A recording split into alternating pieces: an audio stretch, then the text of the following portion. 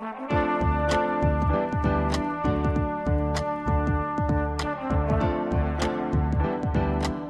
listening to the Co-Main Event Podcast. And now your hosts, Ben Fowlkes and Chad Dundas.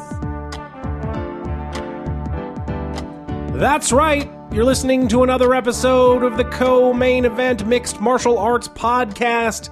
I'm your co-host from BleacherReport.com, Chad Dundas, and joining me as always from MMA Junkie in USA Today, it's your friend and mine, Mr. Ben Fowlkes. Ben, how you doing this week? Look, I know what you want to talk about. I know that you're really excited because you want to sit here and you want to ask about the hat trick I scored in a hockey game last week. But look, I don't want to make a big deal about it, Chad. All I ask is just to be treated like any other regular, normal, mortal person. Just another nobody like you. Could you just, for the sake of this podcast, just pretend like that's the case for at least an hour? Did this hat trick go... Fine, all right, you want to know about it. Yes, I scored a hat trick in a hockey game. Did it go down in the intermediate league or the novice league? That would be the novice league. Because you're one of these sandbagging motherfuckers that drops back down to the novice league now, No. right? I am one of these motherfuckers challenging himself in the intermediate league, where everybody is way better than I am. I'm still only in my second year of hockey, still very much a novice. But yes, since you asked, I did score a hat trick against the worst team in the worst league. And is it a big deal? Sure. Sure, it's a big deal. Are you visibly impressed? Of course you are. Why wouldn't you be? But let's acknowledge this tremendous athletic feat and then move on after a period of applause. Given the revelations of today, I'm just saying that there is at least some evidence to suggest that you are, in fact, sandbagging. What you're saying is that I seem to be advancing at a frighteningly quick rate.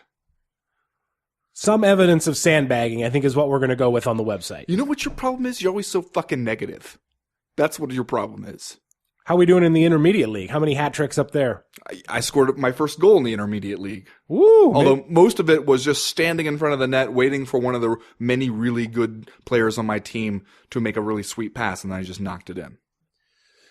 Those are both great stories. Thank you for relating those to us just to get the podcast started at a sprint. Yeah. Ben, we're about 10 days away from the sports entertainment event of the season here in Missoula, Montana, and that is the debut of Defy Professional Wrestling at the Mask Studios here in Missoula, Montana, Friday, May the 4th. It's coming right up. I don't know if I've ever been so excited for an event. Now, there's good news and there's bad news about this event, Ben. The bad news is that the VIP tickets are sold out. The good news is that there's still general admission tickets left, at least for now. And the very good news is that I'm about to give you Co-Main Event Podcast listeners a promo code that you can use to go to the ticket website right now, buy those tickets at a savings to yourself. What's the savings? The code is CMEPOD. That's Co-Main Event Pod, CMEPOD. You can go to... Is that all one word or two words? That's all one word. I believe they had it in all caps. You can go to defywrestling.com and click the tickets link and find the Missoula show. Enter that promo code. Save yourself some money. So all you have to do is first figure out a way to get to Missoula, Montana. That's right. By Friday, May 4th. And if you do it, Ben Fowlkes will buy you a beer. That's right. We've been talking about that for weeks. I will buy you as many as one domestic beer. But get a few bucks knocked off your ticket once you get here. Yay. You also have about 6 days left to buy Dundasso shirts before they vanish into the ether forever. Never to be seen or heard from again. Get out of your chair and leave your own house. That's over at cottonbureau.com. Cottonbureau/products/Dundasso. If you don't get them, I mean, this is your last chance. After this, you're just going to be out of luck. Well, Chad, you want to take a guess what the CME Patreon is sitting at right now? 900. 738. That's still very good. But I appreciate your lofty goals. Well, I'd always been undercutting it up to this point, so I figured I would just go way over. A lot of people enjoyed part 2 of The Old Man and the Sea last week. Very good. It was now very we need good. to think about our next streaming event. Yeah, no, we do. We do need to think about another streaming event. All I'm saying is that Fedor Emelianenko is about to get his fight on. Over at Bellator. That's right. This weekend. We'll talk about that later in the show. I'm just saying maybe there's a streaming event there that we need to think about. Like a Fedor-centric streaming event? Look, there's going to be a lot of feelings one way or another after Fedor and Frank Mir do the damn thing. Does the FightPass.com have Bodog on it?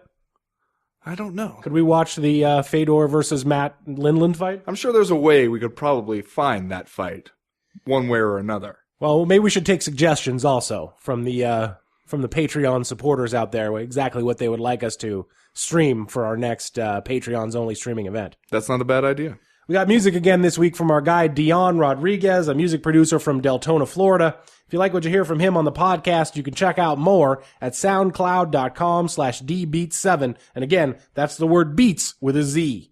We got 3 rounds, as usual, this week in the Co-Main Event podcast. In round number 1, is it really Khabib time for Kevin Lee? I mean, probably not, but stranger things have happened. And in round number 2, Frankie Edgar let us all know what was up against Cub Swanson, like an old man strolling out onto his porch to glare at a group of skateboarding teenagers and then nod quietly to himself and mumble, "That's what I thought," when they skateboard away. And in round number 3, Bellator 198 goes off unopposed this weekend. So can Frank Mir and Fedor Emelianenko bring the promotion's ratings out of the doghouse? All that, plus Are You Fucking Kidding Me Just Saying Stuff, and we're going to have Sir Nigel Longstock drop by for another rendition of Master Tweet Theater. But right now, like we always do about this time, let's do a little bit of listener mail. Listener mail. The first piece of listener mail this week comes to us from Lewis Dunk. Oh, yeah. Lewis Dunk. You want to guess what Lewis Dunk's sport of choice is? Sounds like a hockey player. Lewis Dunk, you'll be surprised to learn, is an English professional football player. Okay, well, that would have been too easy as a guess. He writes, Lewis Dunk. Do you want to even guess which Premier League club he plays for? Crystal Palace.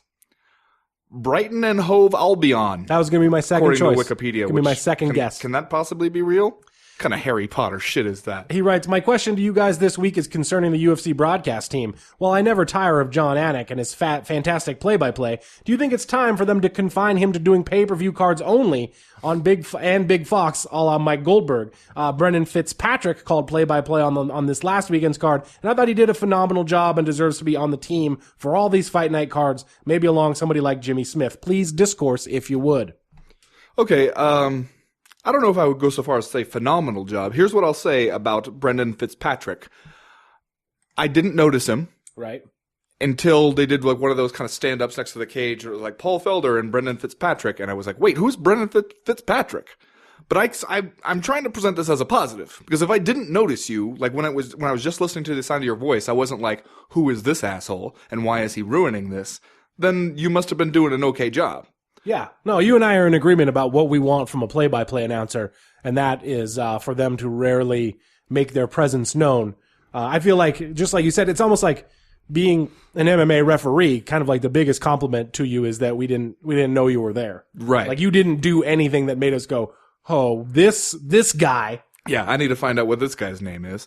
I mean, as far as combining John Anik to pay-per-views and big events, if that's a good thing for his work rate to keep him from getting burned out with the UFC's busy schedule all over the place, then sure, I'm all for it. But I'm also all for as much Anik as we can reasonably get, since I think that he does the best job of anybody in the play-by-play sector of MMA. I also would like to see the old British broadcast team used for some of, I mean, maybe it would just freak people out to hear two British guys discussing fights on TV. Like if an event is not happening in their locale, I don't understand why we only turn to them when we happen to be overseas somewhere, right? Like they never get a chance to even be considered for any of the real stuff. These are good problems to have if you're the UFC, right? Sure. You have like at this point, just a gaggle of competent broadcasters that you can throw out, which is good since you do approximately 900 shows a year now. So you got to have a lot of competent broadcasters that you can throw out on any given weekend over there in Atlantic City to call whatever card you have going on. Ben, here's the thing. I will support this Lewis Dunk idea for one reason only, and it's not. You're a big fan of Hove, Albion, and Branch or whatever. It's not necessarily that I want to hear less from John Anik, because like you, I will take as much John Anik as I can get. But do you think that it helps bring like a big card feel to pay-per-view and or network television shows if there is a guy who was basically like the Hulk Hogan of UFC broadcasters who only shows up for the big event. And in this example, that guy would be John Anik, who is the physical opposite of Hulk Hogan, but works in this example all the same. Yeah, I see what you're saying, and there's an argument to be made for that.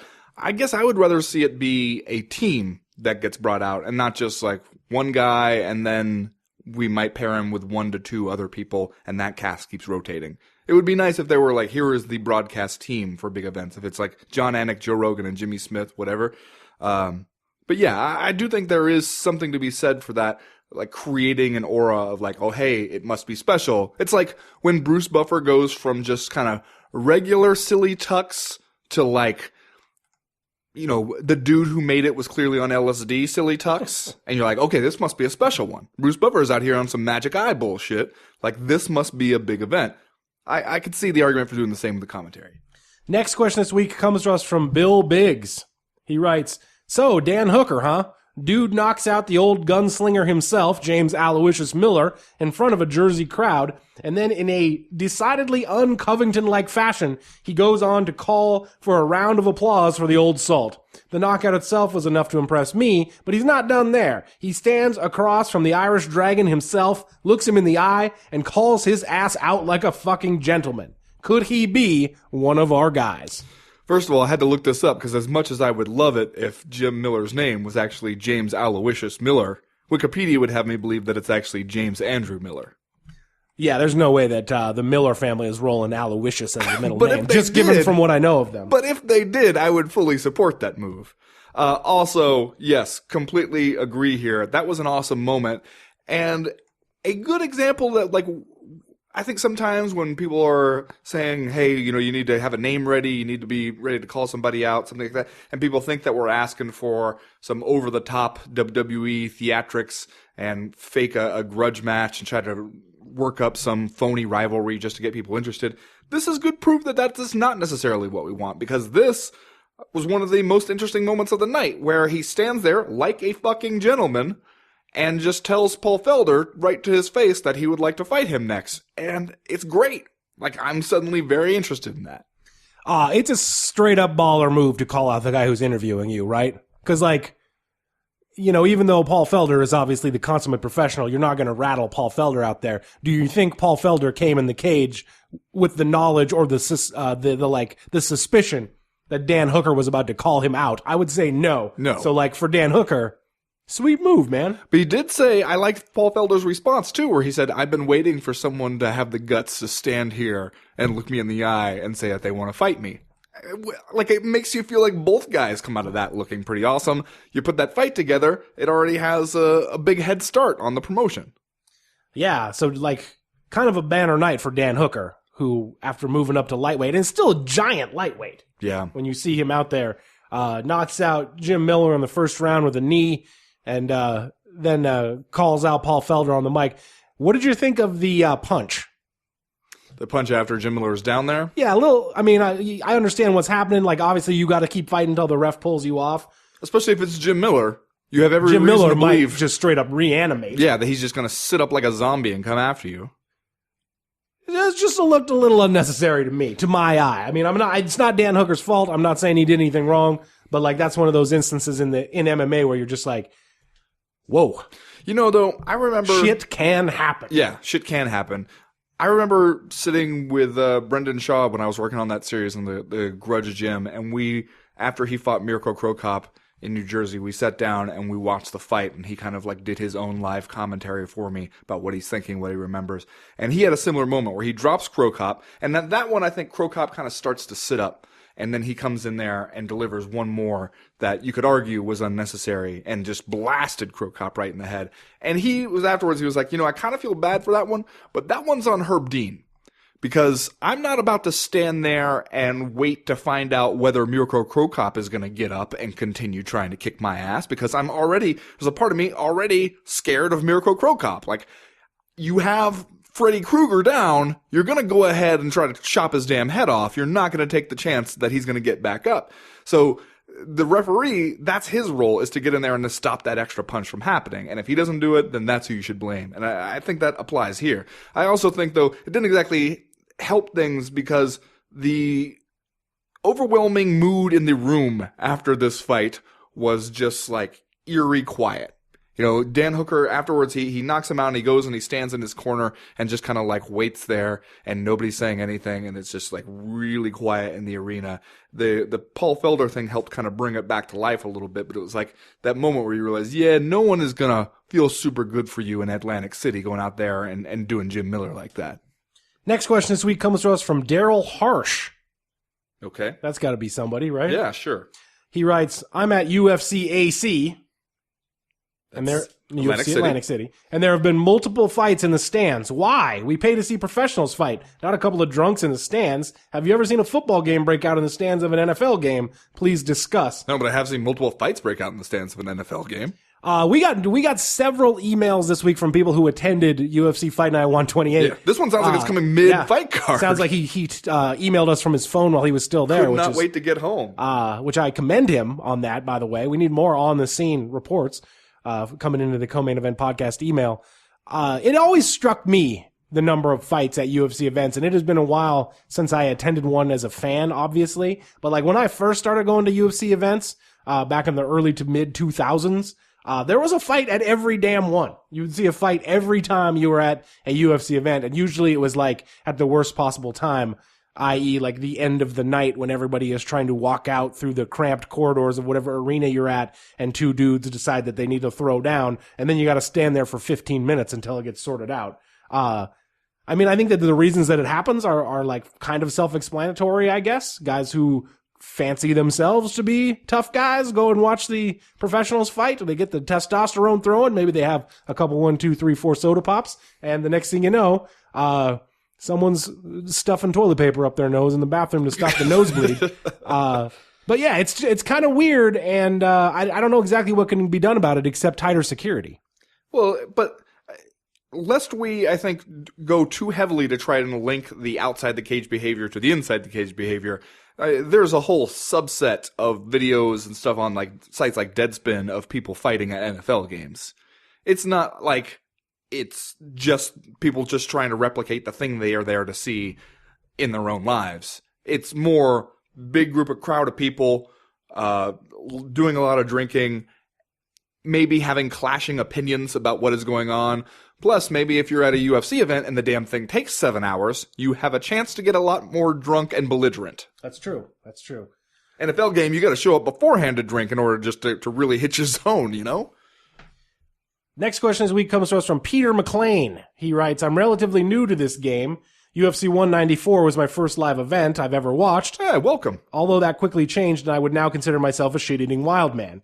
And in the run-up to Lee versus Barbosa, I saw a lot of people questioning the decision to make this the main event, which confused me because I would consider that an absolutely solid main event. So my question is this, are us new UFC fans being sold a watered-down version of fight cards that those put on in the old days of Yonder and just think that this is normal through a lack of experience, or are you oldies out of touch with what the fans of today consider the top stars in the promotion these days? Now, I would say this is a really good question. It is a good question, and I would answer it in two parts. Okay. The first part is, I think Kevin Lee versus Edson Barboza is absolutely a worthy main event for a fight night card, and I don't necessarily know that it is the prime example of a UFC card being watered down. I think people were questioning that it was the main event over Frankie Edgar versus Cub Swanson. I think that that's the only criticism to be made here, if that is indeed even a valid criticism, as to why Kevin Lee versus Edson Barboza was the main event. I mean, your voice did go up on last week's podcast when you kind of realized that. You're like, this is the main event, actually. Right, yeah, no, but that wasn't a commentary on Kevin Lee versus Edson Barboza, which is like... You thought Frankie would be the main event. Yeah, it's like, I think we're all conditioned to believe that former champion Frankie Edgar would be the main event on a New Jersey-based fight night card. Unless you got him to sign up for it late notice and you couldn't get 5 rounds out of the guys. Well, yeah, I mean, that's probably the reason why, but I'm just trying to clarify. I don't think anyone was saying that Kevin Lee versus Edson Barboza was like not a cool main event, because I think it obviously was. The second part of the question, unfortunately, I would say yes. You are absolutely being sold a watered down product in general as compared to the way things used to be. But honestly, there's almost no way to avoid that at this point, unless the UFC signs a television deal that calls for the company to produce a lot fewer events. And I don't think that that's going to happen. So I think that like what we have now as the week after week beast of the MMA live event schedule is probably what we're stuck with for the foreseeable future. But like you can go back to like the old school kind of Spike TV days when the UFC was only producing, one cable TV event and pay-per-view each month, and you can look at some of those cards, and many of them are just fucking stacked. Yeah, well, and this is something somebody was asking me in my Twitter mailbag last week about, like, what's the ideal number of pay-per-views, and my answer was kind of, it's not just the number of pay-per-views, it's the number of total events, because the number of pay-per-views, if you go back to like 2010, 2011, there were more pay-per-views than there are now. There were years there where they were doing like 15 pay-per-views or something, but the difference was they were not doing a whole bunch of events in between those pay-per-views. That's where I think you really start to spread the roster thin, because the UFC still is going to have the same kind of concept of, here are the people we think are worth paying for, here are the people who have kind of proven themselves to be worth paying for. That's the stuff we're going to want to save for the pay-per-views, the premium content. But as you increase the other shows, they're not going to like feed that out of their relatively small pot of people who they realize are pay-per-view worthy. They're going to feed it out of just by taking what could be one good fight night event and making it into 3 mediocre fight night events by just spreading everybody around. So I think that absolutely does happen. And though, but that doesn't mean that the other part is also not true, that like, because like those of us, like I remember we were having this discussion once, and I think you seized on UFC 46 by trying to make your point about how stacked pay-per-views used to be. It was like George St. Pierre was on the undercard. George St. Pierre fought Karo Parisian on that one in a prelim bout that you couldn't even see. Yeah. There was no way to watch it if you weren't like a ticket holder in the venue. In the main, it's like Vitor Belfort, Randy Couture. I'm looking at the card now. BJ Penn, Matt Hughes, Frank Mir, Wes Sims. Even on the prelims, Matt Serra versus Jeff Curran, Josh Thompson versus Hermes Franca, then part of it makes me realize, like, okay, we do have a different concept because of remembering that era, but then at the same time, it was easy for a guy like Josh Thompson or Hermes Franca to end up feeling like a somebody because there were just fewer somebodies around. Right.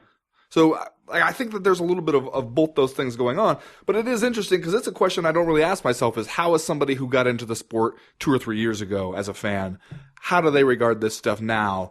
And do we just sound like weird old men coming down from the mountain with like stone tablets talking about how it used to be? Yeah, probably we do. I assume we sound like old men reading off stone tablets no matter what topic we discuss. But just think about it this way, like the last month was not even necessarily that busy of a month in the UFC schedule, and we still got like 4 events, right? If you go back to March 17th when you had the event over in London that was headlined by Alexander Volkov versus Fabricio Verdum, and you think about, what if the UFC did fewer shows each month? You could easily get yourself into a situation where Verdum versus Volkov and Nurmagomedov versus Iaquinta and Rose Namajunas versus Joanna Jędrzejczyk and Justin Gaethje versus Dustin Poirier, and then Kevin Lee versus Edson Barboza would all be on the same card. Like, right. That would basically be your main card if there was only one event during April. And I think you just start thinking about it that way, and you start to realize that those,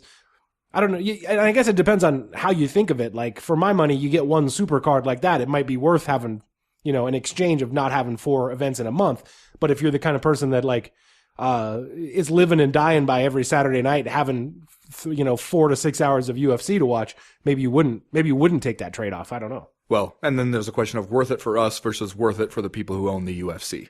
Right. Yeah, absolutely. All right. Last question this week comes to us from Patrick Ryan. He writes, the latest news about the UFC's potential TV deal has me thinking about the state of Fight Pass, especially in regard to the potential subscription to an ESPN streaming service to get their half of the fights, and Fox getting the rest. I enjoy my subscription to Fight Pass. It's great for the vast library of fights and the access to Invicta cards, regional shows, etc. But I can't help but feel the UFC has already reneged a little bit on the promised value when it comes to the caliber and frequency of exclusive UFC Fight Pass events. Now you're telling me that there's a potential Sorry, I lost my place. Of shelling out $5 a month to watch ESPN Fight Night cards. Are there even going to be any Fight Pass exclusive cards at all in that reality? Dudes, I'm just saying that if any of that even remotely matches up with their final TV deal, they better knock a cool 5 spot off my Fight Pass subscription price, or I may just have to resort to alternative methods of streaming. I'm just saying. Oh, wow. So Ben, this is like, we talked about the rumored new UFC deal a week or two ago. Now we had a more reputable seeming report out this week about a possible next TV deal that basically said that Fox would keep most of the UFC televised events, and that the new ESPN Plus streaming service would also pick up some UFC events. And it seems more reasonable. I mean, when I say reasonable, that it seems more reasonable, that it seems like it seems more like something the UFC would do. Fewer radical changes. Right. Fewer radical changes. And they're not saving fans any money. They're not, cutting back on the number of events. And I've seen a lot of really, really mixed response to the possibility of doing this. And I think that it's not all that unexpected at this point that MMA fans might, at this point, throw up their hands and say, like, another streaming service. Are you serious? Well, what would be the upside for fans in this? Yeah, I mean, I can't really think of cable one. so that I can keep watching Fox Sports. Right. But then I have to subscribe to another streaming service. Now, if you tell me, and this is I think kind of the question about that is what's to become of Fight Pass if that happens? Because if you tell me, hey, we're coming up with another streaming service we want you to buy in addition to the UFC Fight Pass one, then my question is like, well, what's on it that is going to be so special for me? Right. I mean, that's the thing that I think. Like, if you move stuff over to this ESPN Plus service, you better have content on ESPN Plus that basically it better be an offer that I can't fucking refuse, right? Otherwise, frankly, I think a lot of people are going to refuse it. I don't think people are going to sign up for another streaming service if that's where the Fight Pass cards go, basically. Yeah, well, and the point about, hey, has Fight Pass already kind of reneged on its initial offer? And as you'll recall, the initial pitch of Fight Pass was Netflix for fight fans. And as far as the availability of the library and then other non-UFC fight content, it's still got that. But then it does seem to have backed way off the promise, like, hey, there will be regular live events that are only available on Fight Pass. You're not really seeing that much anymore. And so if you move over to ESPN, like, do you start to treat ESPN as just like another Fight Pass? Is it just a thing where I'm supposed to pay $5 a month streaming for this, and maybe not every month there will be a UFC on there? Maybe there'll be one sometimes and not other times. Will they be Fight Pass caliber events, or will they be like something where you're actually trying really hard because it's ESPN, even if it's ESPN streaming?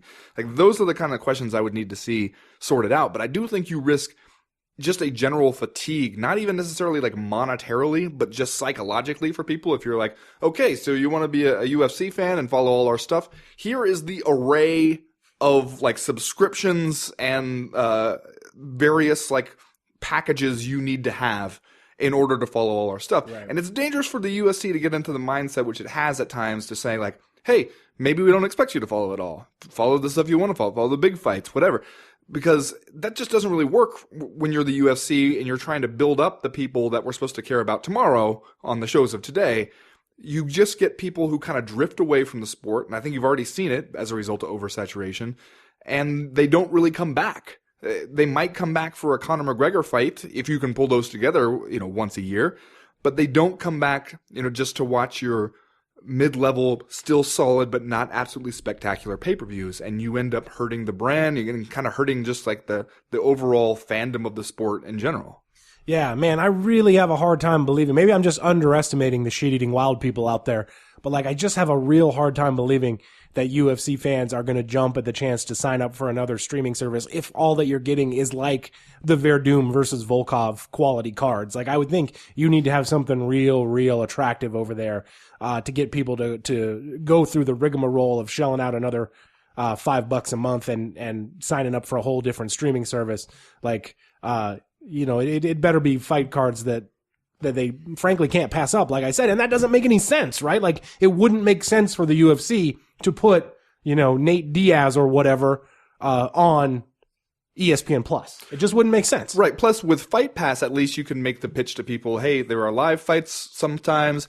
You can see like grappling events, kickboxing events, other non-UFC events, and the big appeal, anytime you want to, you get it in your head where you think like, oh yeah, hey, this was an awesome fight. I want to watch Nick Diaz and Takanori Gomi. Boom, you can do it right now. If ESPN Plus is not going to have that, like what else is it going to have? Like the other content that ESPN does not see as suitable for one of the many ESPN actual TV networks? Is it going to be the UFC and like men's college lacrosse? Because like you got to have something else to bolster that promise if you expect people to jump in there for it. And if they don't jump in there, then you're just walling off a lot of your content from people who would otherwise potentially be your fans. Coming up after the Alabama spring game, tune in for UFC Fight Night 275 Okay, live from the spring game. Definitely, that's TV. Come on. Yeah, that actually probably is on television at this point. Anyway, that's going to do it for this week's listener mail. If you have questions, comments, concerns that you want to air to the podcast in future weeks, you know how to do that. You go to the website, co-mainevent.com, and click the link in the top right-hand corner of the screen that says email the podcast. That'll get you in touch with us. While you're there, go ahead and sign up for the Breakfast of Champions newsletter. That comes out every Friday morning to catch you up on the news and notes that we miss on all the days that we're not recording the podcast. Stuff always happens. News always breaks. The newsletter itself is short. It's informative. We would love to tell you it's funny. And the good news is, if you don't like it, it's really easy to unsubscribe. As for right now, though, we're going to go ahead and get started with round number 1.